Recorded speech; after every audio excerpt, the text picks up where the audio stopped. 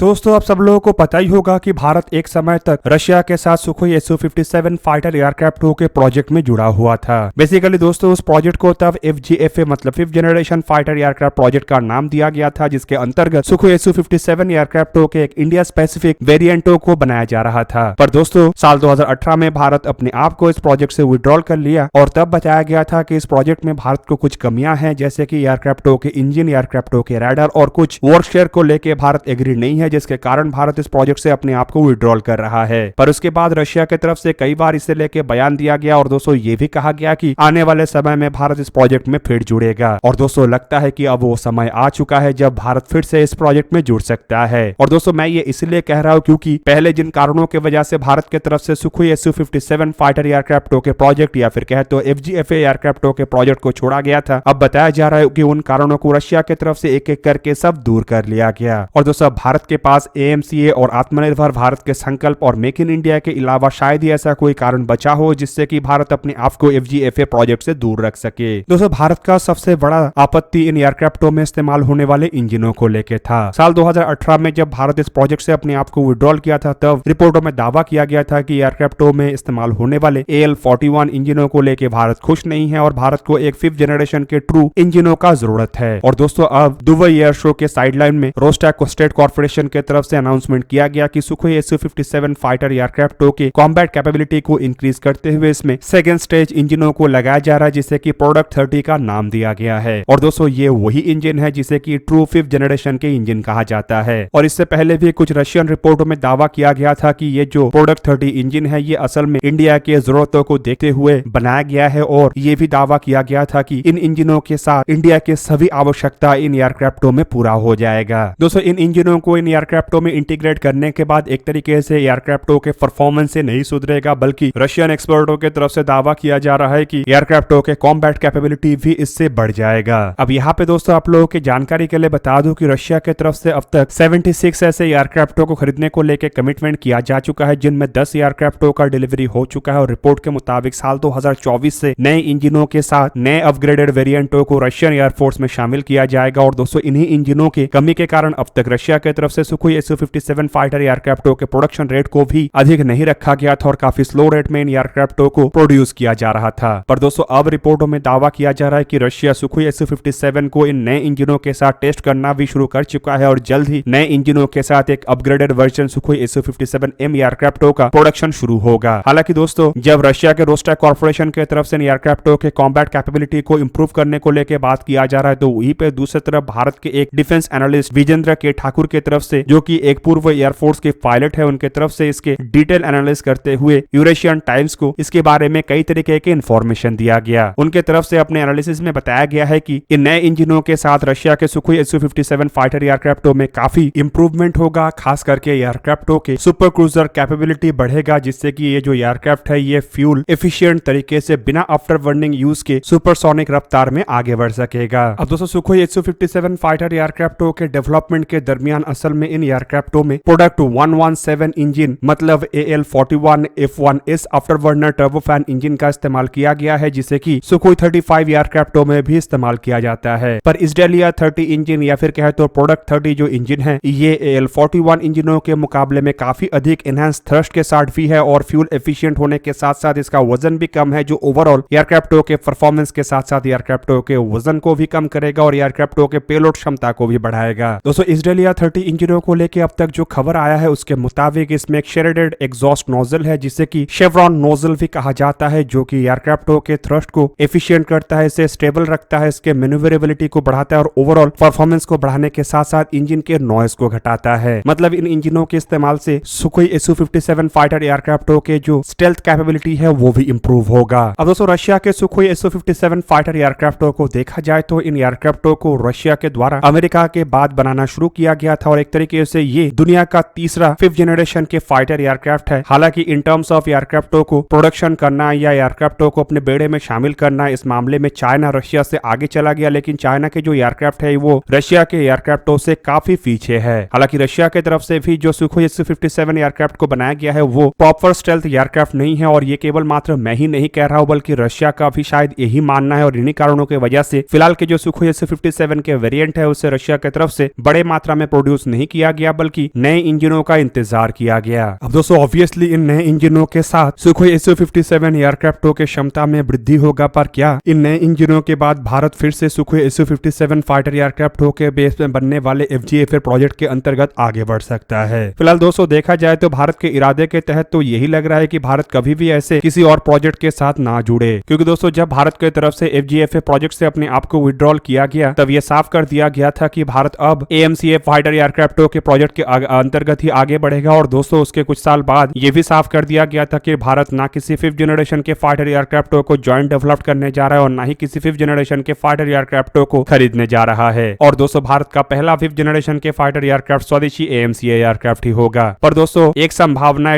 बचा हुआ है और वो है 114 फाइटर एयरक्राफ्टों का टेंडर। हालांकि दोस्तों इस टेंडर में भी FGFA या फिर सुखोई Su-57 फाइटर एयरक्राफ्टों का संभावनाएं कम है, लेकिन कुछ साल पहले रशिया की तरफ से इन एयरक्राफ्टों के एक्सपोर्ट वर्जन को बनाने को लेके एक बातों को रखा गया था। और दोस्तों एक्सपोर्ट वर्जन के साथ इसे भारत को एक्सपोर्ट करने का संभावनाओं का भी जिक्र किया गया था। हालांकि साल 2018 में जब भारत FGFA प्रोजेक्ट से अपने आप को विड्रॉल किया था तब रशिया के कई सारे अधिकारियों की तरफ से अपने बयान में यह भी कहा गया कि बाद में भारत इस प्रोजेक्ट में फिर से जुड़ेगा और ये प्रोजेक्ट में भारत तब जुड़ेगा जब भारत के जरूरतों को पूरा करते हुए एयरक्राफ्टों को नए तरीके से रशिया के द्वारा बनाया जाएगा। रशियन अधिकारियों का तो ये तक मानना था कि भारत पहले इनिशियली कुछ सुखोई Su-57 फाइटर एयरक्राफ्टों खरीदेगा और उसके बाद इंडिया स्पेसिफिक एनहांसमेंट के अंतर्गत इन एयरक्राफ्टों को FGFA स्टैंडर्ड में बदला जाएगा। और जिस तरीके से भारत और रशिया के बीच में सुखोई 30 MKI एयरक्राफ्टों को लेकर डील हुआ था उसी तरीके से FGFA एयरक्राफ्टों को लेकर भी डील होगा। पर दोस्तों अब रशिया की तरफ से सुखोई Su-75 फाइटर एयरक्राफ्टों को एक्सपोर्ट मार्केट के लिए निर्माण करके एक तरीके से अपने ही संभावनाओं को खत्म कर दिया गया है और दूसरी तरफ भारत के इरादा ऑलरेडी रशिया के संभावनाओं को खत्म कर चुका है। फिलहाल दोस्तों अगर सुखोई Su-57 फाइटर एयरक्राफ्टों को देखा जाए तो ये सिंगल इंजन के stealth multi role fighter aircraft है जिसका लंबाई करीबन 20.1 मीटर मतलब 65 फीट 11 इंच है। तो वही पे इसका विंग स्पैन 14.1 मीटर मतलब 46 फीट 3 इंच है। एयरक्राफ्ट का हाइट 4.6 मीटर मतलब 15 फीट 1 इंच है और इसके विंग एरिया करीबन 78.8 मीटर स्क्वायर मतलब 848 स्क्वायर फीट है। एयरक्राफ्ट का एम्प्टी वेट 18,000 किलोग्राम और ग्रॉस वेट करीबन 25,000 किलोग्राम है, जबकि इसके नॉर्मल टेक ऑफ वेट करीबन 29,270 किलोग्राम है और maximum take off weight 35,000 kilogram है। एयरक्राफ्ट की इंटरनल फ्यूल कैपेसिटी करीबन 10,300 किलोग्राम है और एयरक्राफ्ट में फिलहाल 2 Saturn AL41 F1 after burning turbofan का इंजन का इस्तेमाल हुआ है जिसका ड्राई थ्रस्ट 88.3 किलोन्यूटन और maximum after burning thrust 142.2 kilonewton है, जबकि इमरजेंसी कंडीशन में ये 147.1 किलोन्यूटन तक थ्रस्ट प्रोड्यूस कर सकता है। नए इंजनों को लेकर बताया जा रहा है कि इसके ड्राई थ्रस्ट करीब 107.9 किलोन्यूटन होगा और maximum after burning thrust 171.7 kilonewton तक होगा। हालांकि दोस्तों एयरक्राफ्टों के अगर परफॉर्मेंस को देखा जाए तो रिपोर्ट के मुताबिक हाई ऑल्टीट्यूड में ये जो एयरक्राफ्ट है ये माक 2 के रफ्तार में उड़ान भर सकता है, जबकि नॉर्मल ऑल्टीट्यूड में इसका सुपर क्रूजर स्पीड करीबन माक 1.3 के आसपास होगा। एयरक्राफ्ट के रेंज सबसोनिक स्पीड में करीबन 3,500 किलोमीटर होगा और 2 फ्यूल टैंक के साथ ये 4,500 किलोमीटर के रेंज में काम कर सकेगा, जबकि इसके सुपरसोनिक रफ्तार में रेंज करीब 1,500 किलोमीटर होगा। एयरक्राफ्ट का सर्विस सीलिंग 20,000 मीटर या फिर कहते 66,000 फीट होगा और ये प्लस 9G के दबाव झेल सकेगा। हथियार के रूप में एयरक्राफ्ट में एक 30 मिलीमीटर के कैनन इस्तेमाल होगा, जबकि इसके अलावा इसमें 12 हार्ड पॉइंट जिनमें 6 इंटरनल और 6 एक्सटर्नल हार्ड पॉइंट होगा। एयरक्राफ्ट के हथियारों के रूप में इसमें R-77M, R-74M2, R-37 जैसे air to air missile, KH-38M, KH-59 MK2, KH-69 जैसे air to surface missile, KH-35U, KH-31 जैसे एंटी-शिप मिसाइल, KH-58 USHK जैसे एंटी रेडिएशन मिसाइल, KAV-250 जैसे गाइडेड बॉम्ब और KAV-500 जैसे गाइडेड बॉम्ब और एंटी टैंक मिसाइल के रूप में इसमें 500 किलोग्राम के क्लस्टर बॉम्ब और कई तरीके के एक्टिव होमिंग इक्विपमेंटों का इस्तेमाल किया जा रहा है। एवियोनिक्स के रूप में इसे SH-121 multifunctional integrated radio electronic system और 400 किलोमीटर दूर तक 7 टारगेटों को ट्रैक और 16 टारगेटों को एंगेज करने वाले active electronical scan array radar जिनमें N036101 frontal X band active electronical scan array radar, N036B101 cheek X band active electronical scan array, increased angular cover, N036L101 slat L band array for IFF और L402 Himalayas electronic counter measure suite है। Aircraft में 101 KS अलॉट electro optical targeting system, जबकि इसके अलावा directional infrared counter measure system, infrared search and tracking system, missile approach warning system, targeting pod, thermal imaging, low altitude flying and night landing systems का भी इस्तेमाल किया गया है। कुल मिलाकर दोस्तों आप लोगों को क्या लगता है कि एयरक्राफ्टों को मॉडिफाई करके एयरक्राफ्टों को अपग्रेड करने के बाद क्या रशिया भारत को FGFA प्रोजेक्ट के लिए फिर से मना पाएगा या नहीं? कमेंट करके अपनी राय अवश्य दीजिए। दोस्तों आज के इस वीडियो को यही करते समाप्त, किसी और एक दिन किसी और एक वीडियो में मिलेंगे, तब तक के लिए जय हिंद, वंदे मातरम।